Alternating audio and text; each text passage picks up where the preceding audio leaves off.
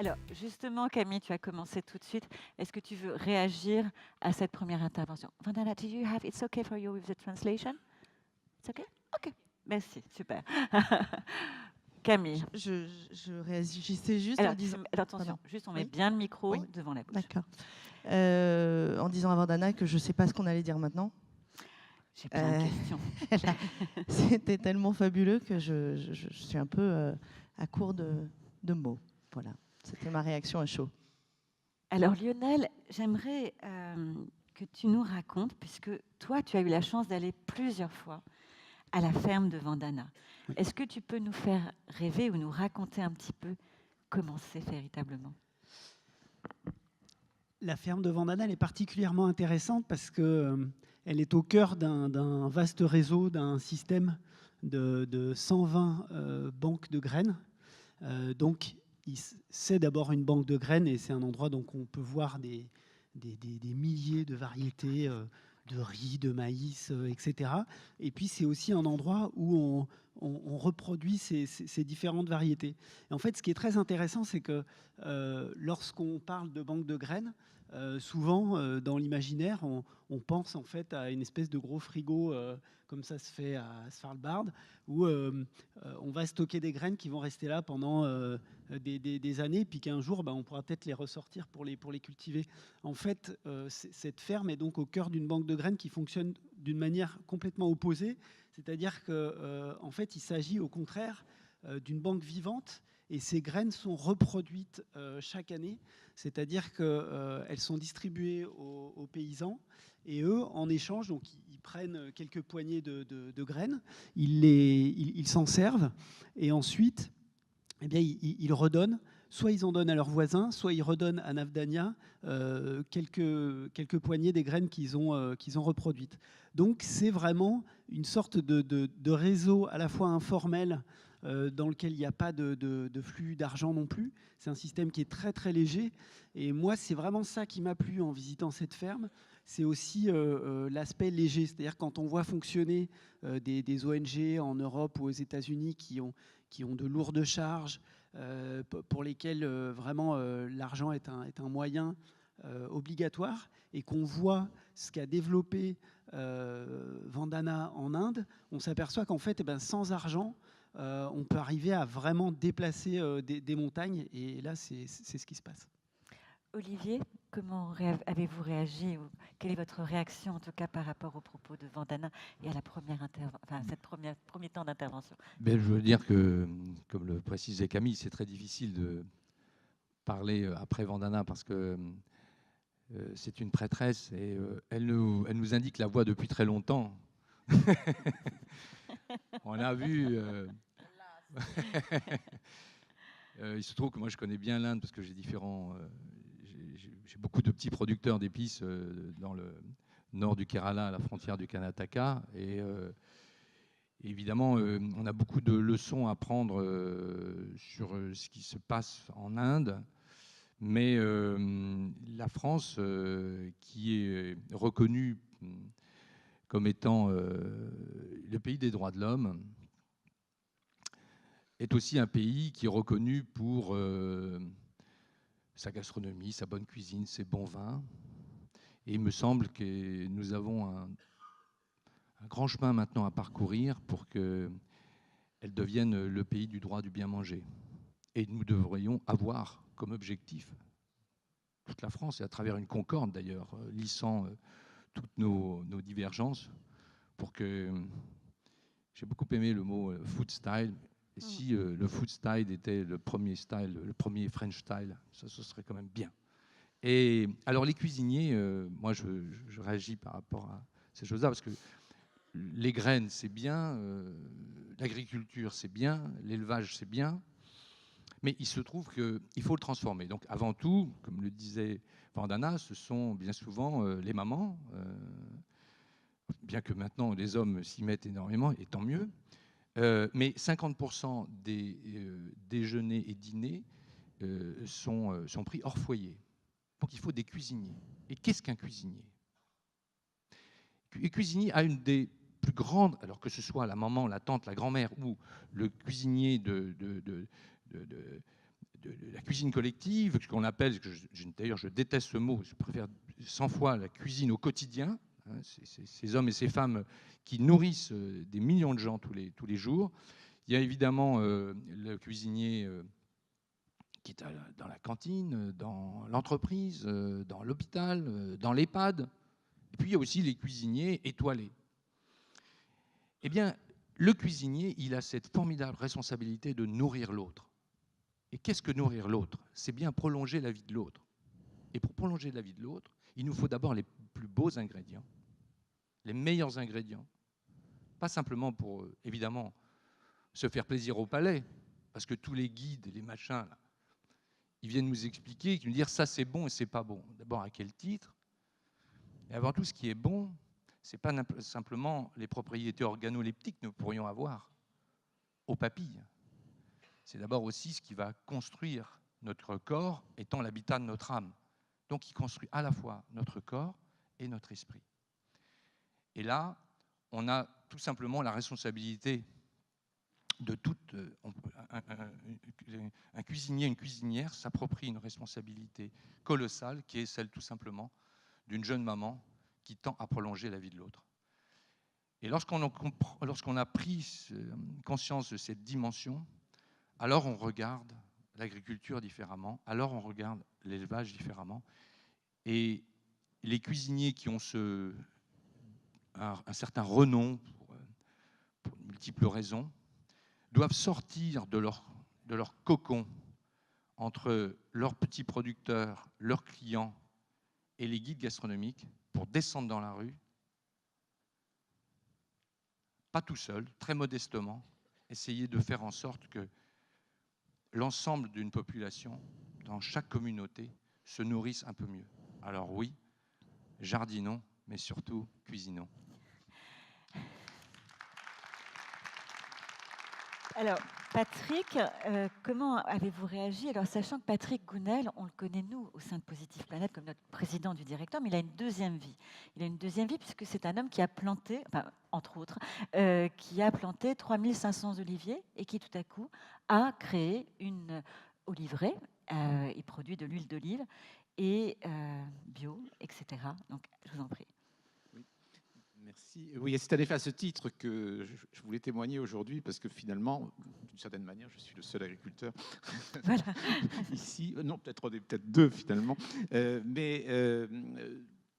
En fait, j'ai la chance finalement de m'être offert un rêve, celui d'avoir une oliveraie. Et donc, je vis finalement avec mes arbres, et que j'ai planté moi-même, en effet, avec l'aide de quelques personnes, bien évidemment, mais surtout, j'ai essayé de comprendre, au fond, quels étaient les ressorts, au fond, d'une bonne agriculture, et aussi les freins.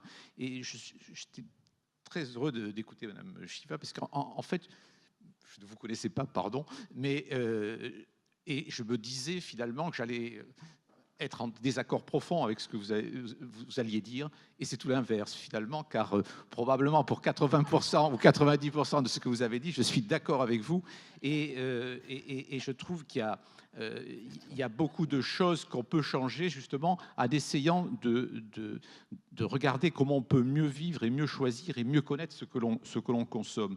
Moi, je suis moins omnibulé parce qu'en France, évidemment, les choses, je pense, ont évolué plutôt bien dans le bon sens en termes d'utilisation de produits phytosanitaires. Je ne connais pas les céréales, mais je dirais les produits que je connais, et quand je vois les agriculteurs autour de moi ou de chez moi, en fait, on a des gens qui sont devenus beaucoup plus raisonnables, même s'il y a des fous, d'une certaine manière, mais au fond, c'est presque l'exception par rapport au cas général, c'est-à-dire qu'ils sont plus responsables dans leur mode de fonctionnement. Mais en fait, aujourd'hui, le problème se trouve au fond dans, je dirais, une difficulté de comprendre ce qu'il faut faire. On invente, on improvise, et aussi dans une information du consommateur qui me semble complètement décalée. Je prendrai peut-être tout à l'heure quelques exemples qui me semblent relativement simples, mais qui permettent en effet de comprendre ce que vous disiez tout à l'heure, madame, qui est au fond un mélange entre l'agriculture et l'industrie. Et est-ce qu'on mange un produit industriel ou est-ce qu'on mange un produit naturel? Et ça, finalement, on ne le sait plus. Je crois que c'était, je ne sais pas si c'est vous, Isabelle, qui avez finalement commandé sur TF1 hier soir une émission sur les miels, Oui, facilement. où on expliquait que les miels, il y avait un peu de miel et puis il y avait beaucoup de sucre et puis on mélangeait tout ça et ça faisait soi-disant un miel extraordinaire. C'est pareil pour l'huile, c'est pareil pour beaucoup d'autres choses. Et donc, je crois que c'est là-dessus que j'aimerais tout à l'heure vous donner quelques exemples pour que, en effet, le consommateur réagisse, les pouvoirs publics réagissent. Et après, on ne peut pas mettre un gendarme derrière chaque agriculteur, donc on aura. Mais il faut trouver un système de cercle vertueux pour que les choses se fassent. Et je pense qu'on peut y arriver. Je prendrai juste un dernier point qui m'a beaucoup plu dans ce que vous avez dit, parce que finalement, je croyais que c'était qu'un phénomène français, mais c'est un phénomène mondial.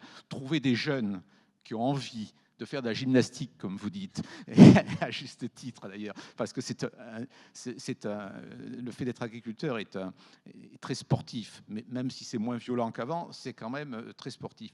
Mais les jeunes en France ne veulent plus être agriculteurs.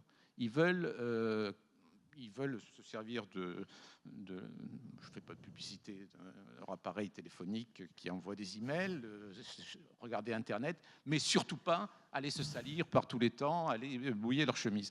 Et l'agriculture mourra dans notre pays si on n'arrive pas là aussi à créer des vocations pour avoir des agriculteurs. Et quand on est agriculteur, on se rend compte à quel point ce métier est magnifique. Alors, pour compléter notre propos, parce qu'en fait ici, nous avons une activiste, une experte de la gastronomie presque organique, aussi un petit peu activiste, un écrivain et auteur qui connaît par cœur ces sujets, un chef, un agriculteur, et il nous fallait un industriel. Il nous fallait un industriel qui a commencé et initie une véritable transformation. Donc, David, comment avez-vous réagi? Qu'est-ce qu'on peut faire? Alors bonjour à tous. Moi je suis donc le méchant. Non. Non, sans qui on ne pourrait pas Non, forcément non, manger. mais je vais être très sérieux. J'ai été très ému en fait par le témoignage de Vandana. J'avais suivi son parcours depuis quelque temps. Et effectivement, elle place le sujet au bon niveau.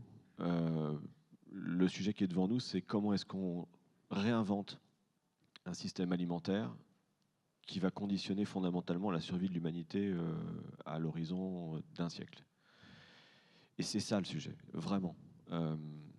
Et c'est un sujet tellement important que moi, je voudrais qu'on essaye ensemble de se dire exactement ce que vous avez dit, qu'on doit mobiliser toutes les intelligences pour y arriver.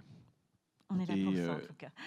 Et moi, alors Fleury Michon, effectivement, on est un industriel. On est peut-être un peu singulier parce qu'on est une boîte qui est encore familiale et indépendante. Et notre actionnaire, il nous demande de travailler pour la génération d'après, pour que la 6e génération soit toujours là et puisse continuer de travailler sur une offre de qualité aussi et à grande échelle. Parce que est-ce que vous pouvez juste dire pour Vandana qui est Fleury Michon? Parce que je pense que c'est une très bonne. Pardon. Oui, c'est très juste. Donc on est une entreprise alimentaire qui fabrique des produits de charcuterie, des plats cuisinés et des produits de la mer, du surimi. C'est des produits issus de Colin, par exemple. Du poisson. Ça fait donc 5 générations qu'on fait ça. Et donc le sujet... Ça va, Fontana? C'est OK.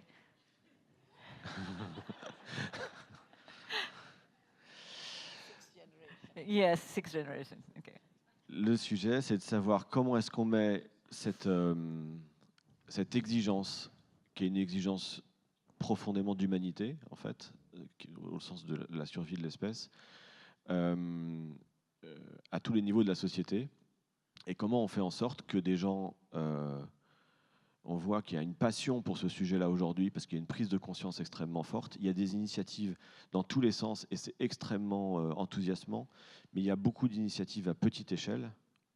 Et moi, on considère qu'on aura vraiment réussi quelque chose collectivement si on passe à l'échelle, si on change d'échelle, si l'ensemble de l'offre se transforme dans cette ambition-là.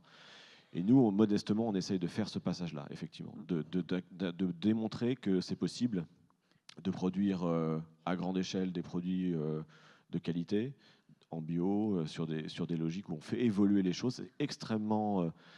on nous dit souvent, mais vous êtes une grande marque, vous n'avez qu'à claquer des doigts et tout va changer. C'est pas du tout ça, en fait. C'est extrêmement compliqué. Je vais vous donner un exemple juste, et j'arrêterai là. On vient, dans le cadre des États généraux de l'alimentation, de C'est un grand débat national qui a été lancé par le nouveau président de la République pour un peu remettre à plat et réfléchir justement sur le long terme et l'alimentation pour les générations futures.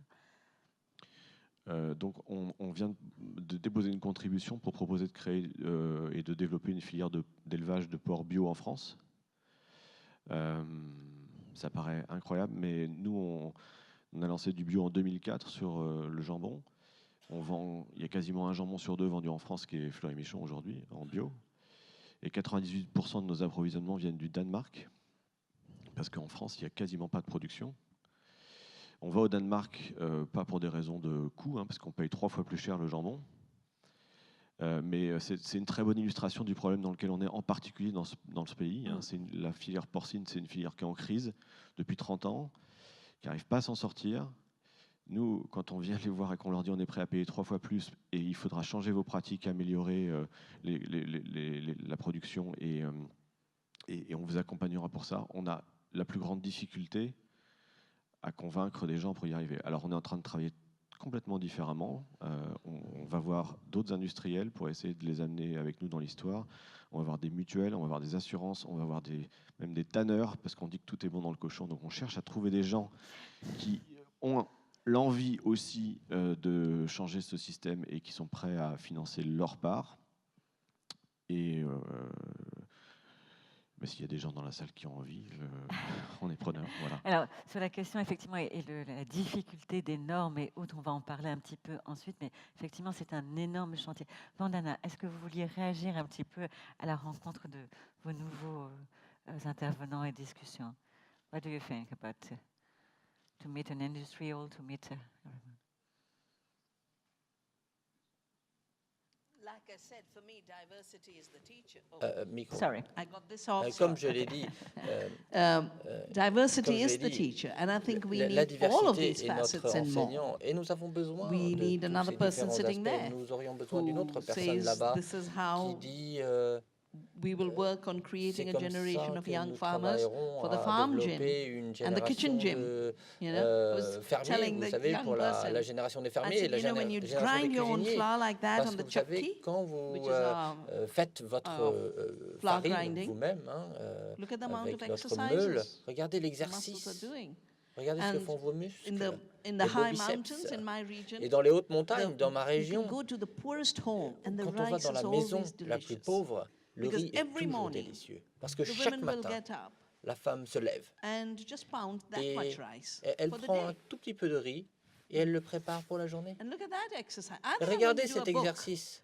on food and Et moi, farming je as the vais new faire un gym. livre sur That's la good. nourriture We et need an l'agriculture, We le, need an le artist nouveau who can sport. draw all Nous of avons this. besoin d'un artiste qui soit Because, capable d'illustrer tout cela. For everything Mais that is pour said toute in chose terms of qui est dite, what you'll be vous savez, en termes liberated from, de ce dont vous serez libéré, most of it is the glyphosate ad le in India glyphosate was women en Inde, with their hands tied, on a eu des mains green. qui se sont attachées les mains, vous and it said, savez. liberate qui ont yourself, dit, use Roundup.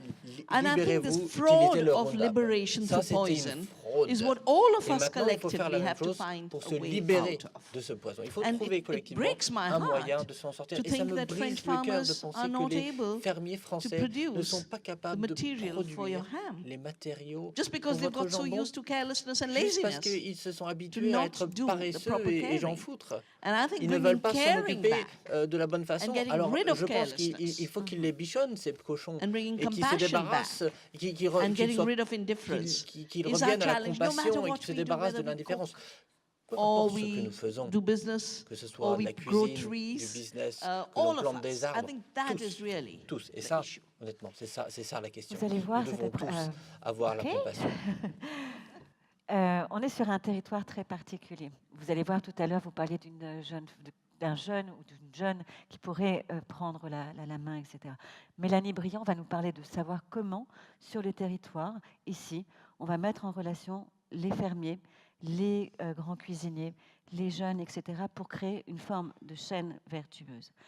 Pareil, à 13h, il va y avoir, à 12h30, pardon, un déjeuner mené par un grand chef, Jean-Luc Tartarin, qui est un chef 2 étoiles, et qui crée le banquet citoyen, et qui est justement dans cette générosité d'offrir un menu et un plat, enfin, et un repas complet pour les gens les plus fragiles et les plus modestes de la région.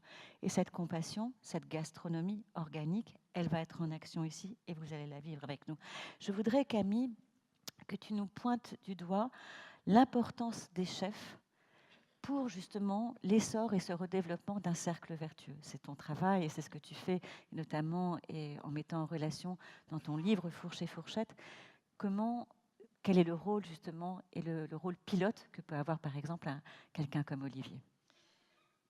Est-ce que tu me permets avant de rebondir sur quelque chose que Patrick a Vas-y, dit? mais sois un tout petit peu discipliné, mon ami. Oui, mais ça va me mener Ok, à ok, la réponse ok. de ta question. Ok. Je suis pas tout à fait d'accord avec vous. Vous m'avez déjà dit ça hier et j'ai réfléchi ensuite. Je pense qu'il y a beaucoup aujourd'hui, beaucoup plus qu'on ne pense, de jeunes qui veulent s'installer dans l'agriculture. On ne les voit pas. Ils ont effectivement beaucoup de difficultés, mais ils sont très prêts à faire ce sport dont vous parlez. Ce qu'il y a de marrant, j'en ai rencontré beaucoup, qui veulent s'installer, qui sont en train de s'installer et d'autres qui le sont et qui galèrent ou qui vont bien, mais ce sont tous des personnes qui souhaitent travailler selon des conditions d'agroécologie, de permaculture, etc. Ces mots dont on entend beaucoup parler aujourd'hui. Donc, évidemment, les problèmes auxquels ils sont confrontés, c'est des histoires de terre, surtout, d'accès aux terres, et puis pardon. Vous voulez répondre? Oui, je pense que ça dépend peut-être beaucoup des régions. En tout cas, je peux dire que moi, dans ma région, dans le sud, on ne trouve pas de main-d'œuvre, on ne trouve pas de gens qui veulent reprendre des terres. Les terres, les agriculteurs qui les ont, pour beaucoup, les gardent pour pouvoir faire des constructions et rendre les terrains constructibles. Donc, en fait, il y a des problèmes qui sont beaucoup plus. Bien sûr qu'il y a des vocations. Il y en a qui ont envie de le faire et qui le font très bien en plus. Mais je crois quand même que globalement, on va vers un appauvrissement de ce métier et juste dans le métier, et je m'arrête là, hein, ne vous inquiétez pas Isabelle, juste dans le métier qui est le mien des olives et de l'huile d'olive, en fait, aujourd'hui, il y a quasiment 20 à 30% de vraies exploitations agricoles. Tout le reste, ce sont des particuliers qui ont quelques arbres et qui font la collecte en fait des olives pour tous les ans. Mais ça n'a rien à voir avec l'agriculture, malheureusement, même si ça fait plaisir aux gens qui le font. Alors, bon. Vous aurez un débat ensuite, oui, on a un débat. Voilà, continuez. Mais je pense que il y a les deux. Hein. Pour répondre à la question d'Isabelle, étant moi-même au milieu des deux, c'est-à-dire que plus je me suis intéressée à la cuisine. Explique un petit peu ce que tu fais. Alors, je suis journaliste pour Le Monde et j'ai écrit plusieurs livres. Réaliser des séries télé, mais où ce qui m'intéresse toujours, c'est l'humain. Enfin, ça sert à rien de parler d'une assiette si on ne parle pas des hommes qui ont fait cette assiette, donc les cuisiniers, qui ont fait les produits, donc les producteurs, et qui vont la manger, donc nous, les consommateurs, les mangeurs. Et plus je me suis intéressée à la cuisine, à la gastronomie, plus je me suis détachée de l'assiette à proprement parler. Je ne suis pas critique gastronomique, je ne fais pas de critique de restaurant. Plus je me suis rendu compte qu'il fallait parler de tout ce qu'il y avait autour et que ça allait très, très loin. C'est-à-dire, comme dit Carlo Petrini de Slow Food, parler de nourriture, il faut le voir d'une manière holistique. On parle d'économie, on parle de politique, on parle de santé, on parle de société, de culture, d'histoire, etc. Et donc, bon, voilà, forcément, en m'intéressant à la cuisine, je m'intéresse du coup à l'agriculture, à l'industrie, à la permaculture, etc. Et je vois toutes sortes de choses.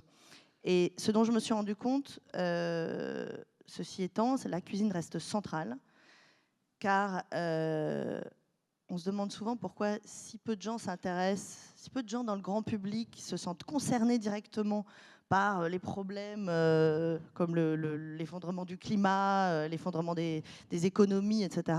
Parce que ça ne les touche pas directement. Mais qu'est-ce qui nous touche directement, quotidiennement, 3 fois par jour? C'est la nourriture. Et donc, il doit y avoir un moyen d'intéresser tout le monde à tous ces grands problèmes à travers la nourriture. J'en viens à la question. Aujourd'hui, les chefs, les cuisiniers, je préfère parler des cuisiniers comme Olivier, car les chefs, c'est un bien grand mot, mais bon, ce sont aussi des cuisiniers. Et il y a aussi des personnes qui travaillent dans les cantines collectives, qui cuisinent énormément, qui sont de formidables cuisiniers, qui ne sont pas étoilés, etc., mais qui nourrissent les gens. Ces gens-là ont une responsabilité, un rôle fondamental par rapport à la santé des gens, à ce qu'ils vont donner à manger, mais aussi à ceux qui produisent et qui les fournissent. Tout est dans le choix. C'est-à-dire que quelqu'un comme Olivier va choisir de travailler avec des producteurs vertueux et va les soutenir financièrement, moralement, éthiquement. Je connais beaucoup de cuisiniers qui vont voir leurs producteurs, qui travaillent avec eux, qui les encouragent, qui leur donnent des idées même, en leur disant: est-ce que tu crois qu'on pourrait essayer de planter ça, de développer telle ou telle variété Ça, c'est un travail énorme, formidable, et qui permet aux producteurs de tenir. C'est-à-dire que de tous les producteurs que je connais, les petits, moi je ne connais pas les gros industriels, je ne connais que des petits producteurs. Tu vas connaître avec David. Non, mais monsieur n'est pas un gros agriculteur industriel. Enfin, tu vois, de tous les producteurs que je connais, ceux qui s'en sortent le mieux, c'est ceux qui sont soutenus par les chefs et les cuisiniers. Parce qu'ils ont à la fois, évidemment, des rentrées d'argent assez régulières et plus importantes qu'en allant au marché tous les samedis pour vendre leurs produits, et ils ont un soutien aussi médiatique, j'ai envie de dire. C'est-à-dire que les cuisiniers n'hésitent pas à les mettre en avant, à parler d'eux. Enfin, les cuisiniers, j'entends les bons cuisiniers, les cuisiniers intelligents et talentueux, parce qu'il y a de tout. Et donc, c'est un cercle vraiment vertueux. C'est-à-dire qu'un producteur qui travaille comme ça en lien direct avec un cuisinier peut vraiment avancer, développer son travail, la biodiversité, la multiplicité de ses efforts et de ses intérêts. Et j'ajouterais qu'il y a un travail énorme à faire sur la cuisine collective à ce niveau-là aussi, parce que je suis persuadée qu'on va y arriver. Pour reprendre un petit peu ce qui a été dit hier par le maire de Montsouartoux, qui font un... Vous allez tous vous retrouver demain ou voilà, après-demain. on va tous être à Montsouartoux demain. Ils font un travail incroyable avec les écoles, les cantines de leurs écoles et la régie agricole, etc. Mais moi, je crois que même dans les endroits où on n'a pas des régies agricoles comme ça, on pourrait imaginer des systèmes où, au lieu d'avoir recours à des liaisons froides et des productions de masse de choses dont on ne sait absolument pas ce qui se retrouve dans les barquettes, par exemple, de créer des systèmes d'AMAP entre les cantines et un collectif de producteurs qui fournissent en direct les écoles, les hôpitaux, les prisons, pour que les gens mangent bien à tous les niveaux. Voilà. Alors, Lionel, en soutenant les producteurs. Alors, Lionel, c'était un des points. Non, elle n'est pas passionnée du tout, on le sait bien. Lionel, c'était un des points importants que vous vouliez aborder, qui était la question des petits budgets. Bien manger n'est pas réservé à une élite, mais ça doit être le cas pour tout le monde, et en particulier pour les petits budgets. Oui, en fait, je pense que monsieur a soulevé un point qui est très intéressant tout à l'heure à propos du changement d'échelle. il faut absolument que tout le monde puisse manger de manière saine. Voilà. Et il ne faut plus que l'alimentation bio et de qualité, le bien manger, soit réservé à une certaine classe sociale. Ça, c'est terrible. En plus, ça nuit à l'image de cette alimentation. Et puis en plus, c'est contre-productif parce que les premiers touchés par la malbouffe, ce sont les classes populaires et les petits budgets. Donc ça c'est un vrai problème de démocratie alimentaire. Donc simplement pour ça, je voudrais dire deux choses. La première, c'est que manger sainement ne coûte pas plus cher. Bien qu'on ait vu d'ailleurs très récemment, l'UFC Que Choisir a montré que en fait, les supermarchés se servent du label bio et de l'alimentation bio pour faire des marges plus importantes que sur l'alimentation conventionnelle. Voilà, donc l'UFC Que Choisir, c'est quand même assez sérieux. Et donc, ce qui démontre, en gros, c'est que ils font voilà, des marges supplémentaires. Et donc, c'est ça qui fait déjà que c'est une alimentation qui coûte plus cher. Ensuite, pour l'instant, c'est un petit peu la double punition. C'est-à-dire que si on intégrait les coûts cachés, par exemple le nettoyage de l'eau, elle est nettoyée des pesticides. Si on s'en servait plus, ce coût-là ferait qu'une alimentation bio devrait normalement être accessible à tous. Et enfin, dernière chose vraiment praticable aujourd'hui, maintenant, pour les petits budgets, pour manger bio de manière saine et que ça coûte moins cher, eh bien c'est de manger, d'abord de réapprendre à cuisiner des produits bruts et ensuite ce qui coûte cher dans l'assiette, c'est quand même la protéine animale.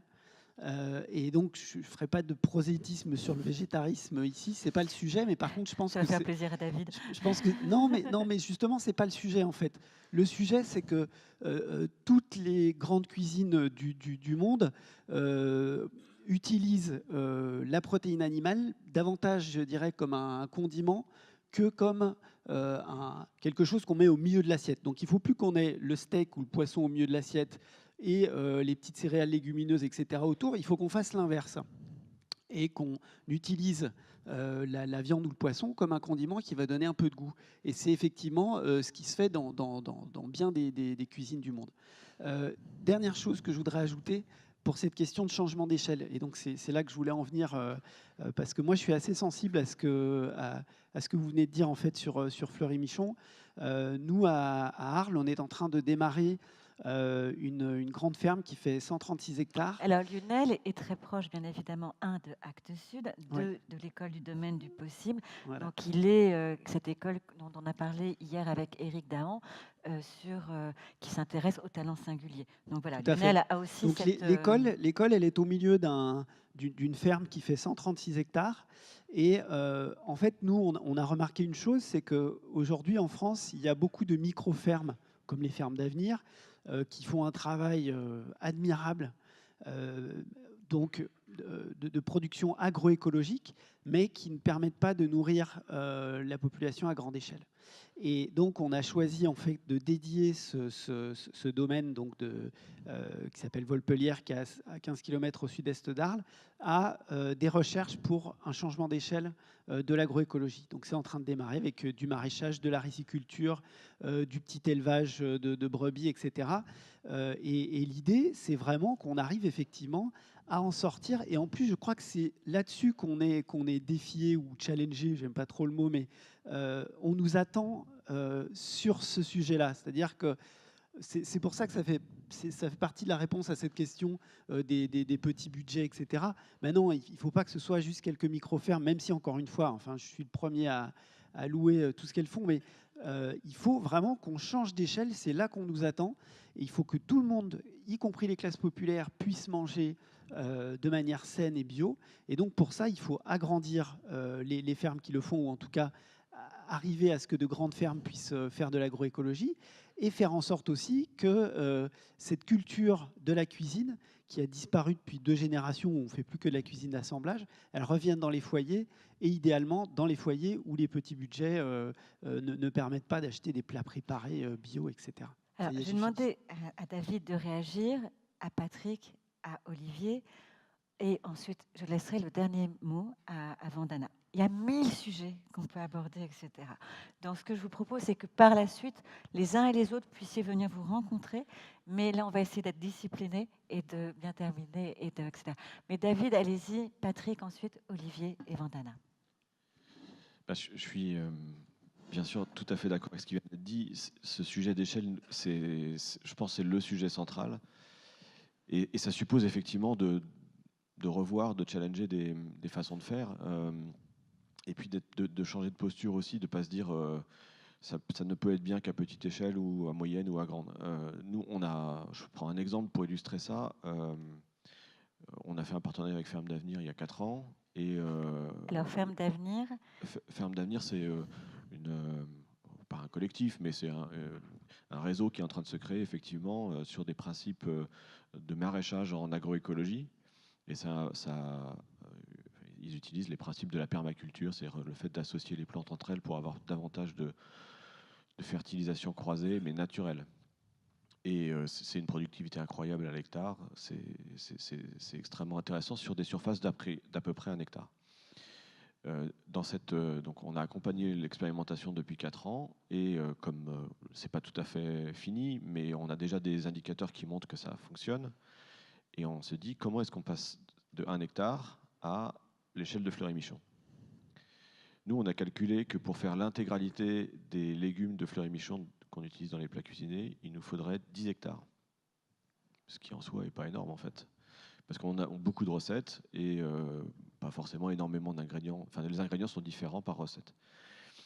Et on a fait un partenariat avec un GAEC qui est devenu une SAS parce qu'on a investi ensemble dans la production, qui est à 5 km de l'usine, qui est en bio depuis 20 ans. Et c'est des gens qu'on regardait il y a 20 ans comme des fous.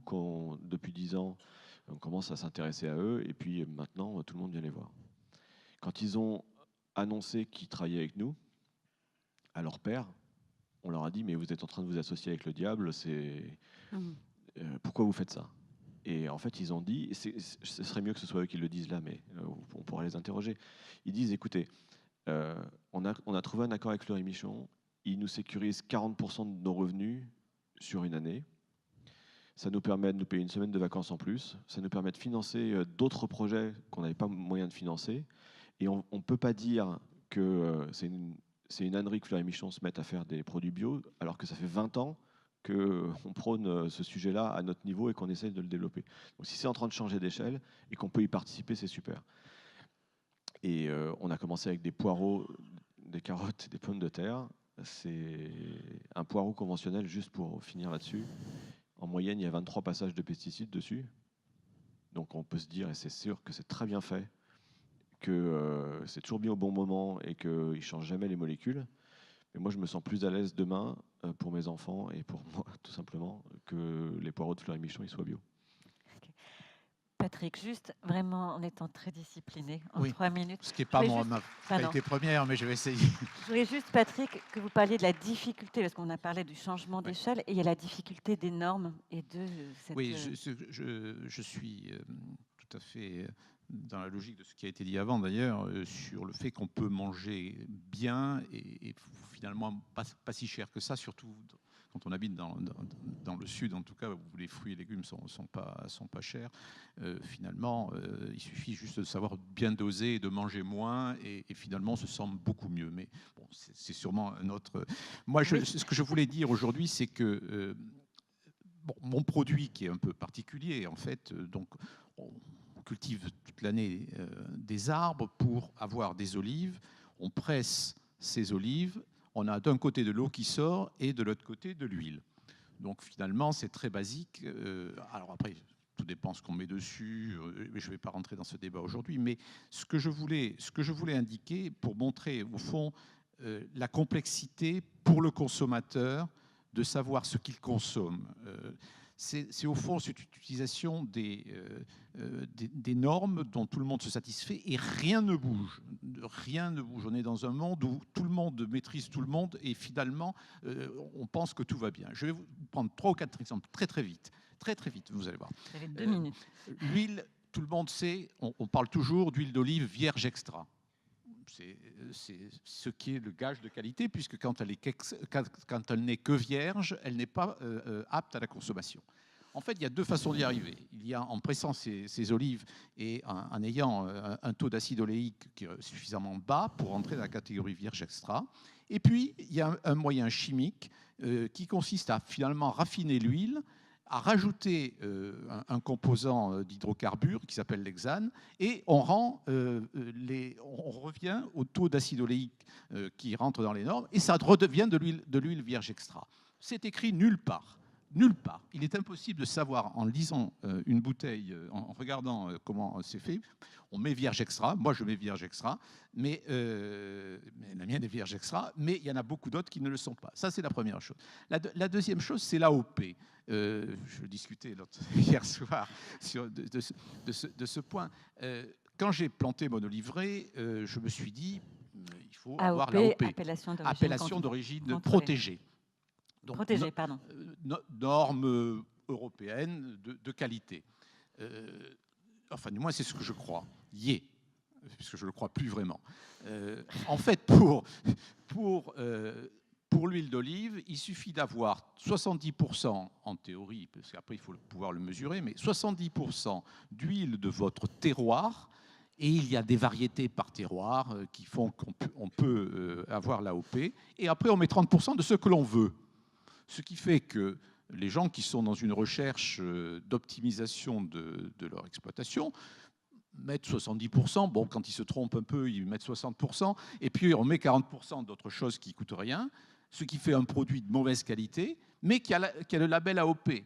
Et donc, ce système-là est vrai pour le miel, c'est vrai pour le fromage, c'est vrai pour beaucoup de choses, où les pourcentages sont différents, pour le vin aussi, n'en parlons pas. Et donc, là aussi, il faut trouver un moyen de faire reconnaître, au moins en France, si je parle que pour la France, de la qualité de nos produits, car il y a des gens qui produisent de magnifiques produits. Il n'y a pas que l'alimentation des supermarchés et des magasins d'autoroute où je suis d'accord avec vous, on a plutôt peur, mais il y a des produits extraordinaires, surtout dans toutes nos campagnes, mais on n'a pas le moyen de les distinguer. Le bio, j'entends parler du bio, j'ai étudié la filière bio pour l'huile d'olive, elle existe. On peut l'appliquer. Néanmoins, aujourd'hui, on n'a pas, j'ai presque fini, oui, on n'a pas encore toute la sécurité sur cette filière bio pour être sûr que le bio dont on rêve soit le bio réel. Moi, je crois plus à l'agriculture raisonnée, mais encore faudrait-il la définir pour qu'on soit certain qu'on consomme ce qu'il faut. Et dernier exemple pour l'huile d'olive, puisque quand même, je parle de l'huile d'olive. Non, mais ça va aller très vite. Ça va aller très vite. On parle toujours de première impression à froid. Mais quand on lit bien les étiquettes, il y a l'extraction à froid, il y a fabriqué à partir d'huile d'olive. Il y a des quantités de choses. Donc l'étiquette qui est censée inspirer le choix du consommateur est impossible à lire, d'abord parce qu'elle est toujours minuscule, et en tout cas, quand on commence à prendre de l'âge, on n'y voit plus suffisamment pour pouvoir lire ce qu'il y a dessus, et les jeunes ne regardent pas. Mais cette information est proche d'une information malhonnête, et c'est pour ça que je voulais le dire ce matin. Merci Patrick. Alors, la passion, Olivier, associer la démocratie, la recherche des bons produits, l'accompagnement des producteurs, au quotidien, pour vous, c'est difficile, c'est facile? Ça correspond vraiment à votre passion? Est-ce que vous êtes optimiste? Moi, je suis terriblement optimiste. Tant mieux. Positif alors, vous faites partie de... Et beaucoup moi, j'ai la chance d'être mandaté par les 550 meilleurs chefs dans le monde à travers 62 nationalités, donc j'ai un regard sur... notre rôle, d'ailleurs, à travers un manifeste qui a été déposé en novembre 2014 à Olivier. Pardon. Ah oui, pardon. Président de l'association Relais Château, qui est une association à but non lucratif, qui représente 550 maisons dans le monde, donc avec 550 chefs étant reconnus comme étant les meilleurs dans ces 62 nationalités. Et effectivement, il y a une dimension monde qui est absolument passionnante, et un conseil d'administration c'est 32 personnes qui sont élues de la Patagonie au Japon, à la Chine, au Canada, à l'Allemagne, à l'Italie. Donc, et je rejoins tout à fait les propos de Vandana. L'important, c'est pas de dire que la cuisine française, surtout pas, c'est la meilleure du monde, ou la mexicaine, ou la japonaise, ou l'espagnole. D'abord parce que la cuisine, c'est pas du football. Mais c'est surtout de présenter la diversité des cuisines du monde comme un véritable patrimoine immatériel de l'humanité. Parce que derrière chaque cuisine, en effet, depuis la nuit des temps, parce que nous sommes les petits héritiers de la grande histoire, en ce qui concerne la nourriture et l'alimentation, on a la biodiversité végétale, nous avons la biodiversité animale, la diversité également de transformer un produit. Regardez comment en Inde on transforme le lait, comment nous transformons des fromages, même si parfois de grands groupes font monter de telles normes que nos fromages tendent à disparaître. Les cuisiniers, à travers, en tous les cas, ces 550 cuisiniers, à travers cette association Relais Château, avec ce manifeste présenté à l'UNESCO avec 20 engagements, c'était autrefois un catalogue, un bottin de bonnes maisons dans le monde, des artisans cuisiniers, et nous avons souhaité devenir un véritable mouvement en apportant notre pierre très modestement à des mouvements comme Slow Food, à Éthique Océan, pour devenir un véritable contre-pouvoir par rapport à ces lobbying monstrueux qui veulent s'approprier l'alimentation du monde et l'agriculture, considérant qu'il faut faire une cuisine évidemment délicieuse, juste, saine pour nos enfants, mais également pour la planète. Et là, on a un chantier exceptionnel et nous tendons à faire en sorte qu'une véritable révolution délicieuse, et là j'ai eu l'occasion de rencontrer une femme merveilleuse qui s'appelle Alice Waters aux États-Unis, qui était la conseillère de Michelle Obama, et tout commence par l'éducation. Vous voyez, et au cours de cette conversation, déjà à l'époque, John Fitzgerald Kennedy, dans son programme, s'était rendu compte de la pandémie suite à l'obésité des jeunes Américains. Et dans son programme, il avait inscrit que de 6 ans à 16 ans, dans toutes les écoles américaines, l'éducation physique deviendrait obligatoire. Les gens lui ont dit, mais il est fou cet homme. Comment allons-nous construire des gymnases, former des professeurs d'éducation physique?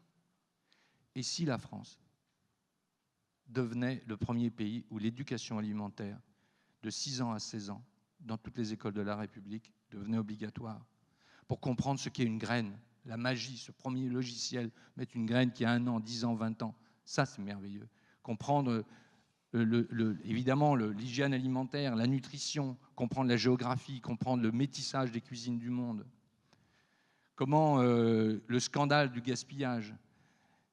Et puis comprendre pourquoi un petit va manger cachère et puis l'autre va manger halal. Ça aussi, ça permet de rencontrer les uns et les autres.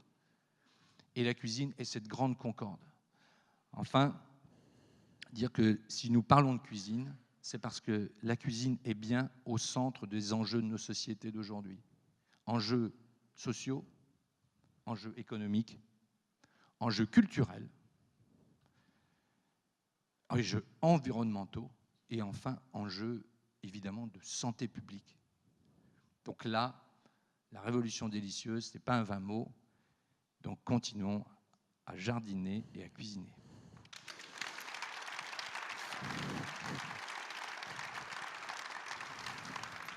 So,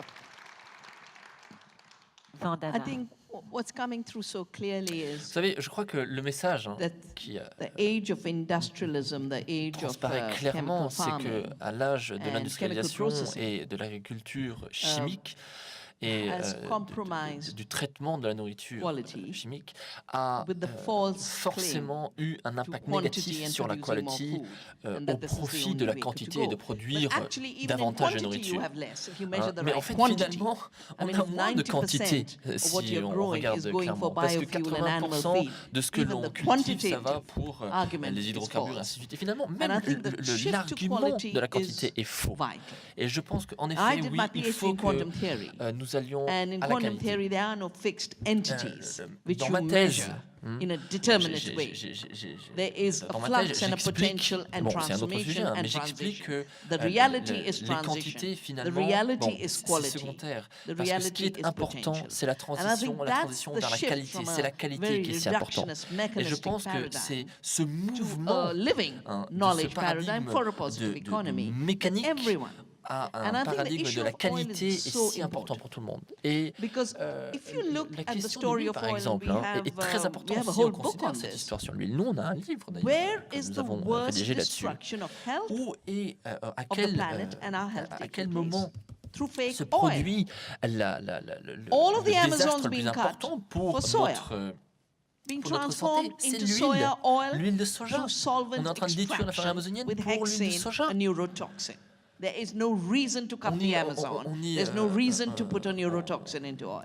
On y All of the Indonesian on y rainforest will be introduit gone by toutes 2030 for sortes de palm oil. toxines. Enfin bref, l'huile de Palm oil palme was aussi, not un even an autre edible oil scandale. for most cultures. L'huile de So palme I n'était pas think du tout oil is a comestible pour la very plupart good des place to cultures. begin to Et donc, je pense que reground our food system. cet Because exemple all de cultures l'huile had to est have excellent. oil because without oil you Toute don't culture absorb a many utilisé vital l'huile nutrients. parce que sans l'huile, So a lot of on people who n'absorbe are pas now promoting beaucoup de diets, ces oil-free diets, are actually putting a nutriments tellement prescription essentiels pour for notre corps malnutrition et pour notre because the absorption métabolisme. doesn't take place. Just Et as much as le for problème, c'est iron. qu'avec you know, l'huile modifiée, 75% women now finalement, have on anemia, détruit and they le keep métabolisme pushing qui nous iron permet pills. de, But if you don't have your little d'absorber chutney, et de, you know, the et de nice traiter stuff les we eat in nutriments que India, vitamin nous C, ingurgitons. from Et- thousands of sources, et you're not donc, going to have the absorption. finalement, So just like in quelle the que soit la soil, we nourriture, need the nourriture que vous different faites, si organisms. on To détruit get rid la of base, glyphosate, donc we need en different détruisant plants who l'huile do the finalement, weed management and the ça pest sert à rien. management through Et donc, biodiversity. il In our faut plate and our à food, we tous les need niveaux, diversity. And bien to get sûr, rid of s'assurer both the qu'il y a la monoculture diversité. diet, which is Et leading il to faut, malnutrition, but also the il faut false se solution of débarrasser de cette biofortification, approche which is unique de la genetic engineering malnutrition. one nutrient into a Et nutritionally empty food. le- So nutritionally empty rice le- will get vitamin le débat, A c'est through que a si failed on 20-year enlève program of golden rice. les qualités You remember- I think it was the French nutritives des journalist aliments, bah, ça sert plus à rien. When Je crois que c'était un Miller came journaliste here, you know, the français, quand propagandist Miller for est venu ici, golden vous rice, savez, say, golden le- rice now. They haven't got their act le together. It's not propagandiste working. hein, But it de was a Golden TV Rice, hein. journalist of Enfin bref, France c'était un who said, you journaliste say français, Roundup un is safe? présentateur télé Yes, I français, could drink it and put a qui glass. a dit I ah said, bah alors okay, vous drink dites it. que votre And huile he est ran bonne, out hein, of the vous studio. la boirez. That, Et bah I tiens, think, regardez, was a hop, very la mère, important buvez-le. Ah bah point il s'est barré. in the glyphosate Et je pense story. que ça So, c'était and you know, we just un look at- point we've done a tellement book on important. Food as Health, where Vous savez, I've nous publions taken ce my livre learning hein, of sur 30 la years santé and dans brought la together nutrition. public Et health moi, specialists, j'ai Ayurvedic travaillé pendant people, 30 ans avec and I was différents looking experts at de the la words nutrition. in Ayurveda Et j'essayais de for regarder dans l'ayurvédique hein, de la transformation, Such le a traitement beautiful des word, aliments. samskara. Et on a ce mot Samskara. samskara, et dans lequel So il y a la you- qualité. Whatever you do Voyez-vous, through donc quoi transformation qu'on fasse dans la enhances the quality, transformation, which includes taste, eh bien, il y a which is not justement an empty l'amélioration de la because that qualité. taste Le is what goût, the senses in our notamment. gut are sensing. Et c'est le goût And I qui think est quand Eric même Serolini is doing some work forcément on qui est this. déterminant aussi That pour beaucoup d'entre nous. Flavor, finalement. taste are Le- not luxuries you le can get rid goût, of more quantity of Ce ne fake sont pas des food and luxes poison dont food. on peut se débarrasser Fakeness, pour de it's la time fausse to put nourriture. fake Non, news, il post faut truth que into a les fake news hein, and sow the seeds concernant la of real nourriture, food. concernant le coton, concernant les semences, eh ben, on doit les éradiquer. Voilà.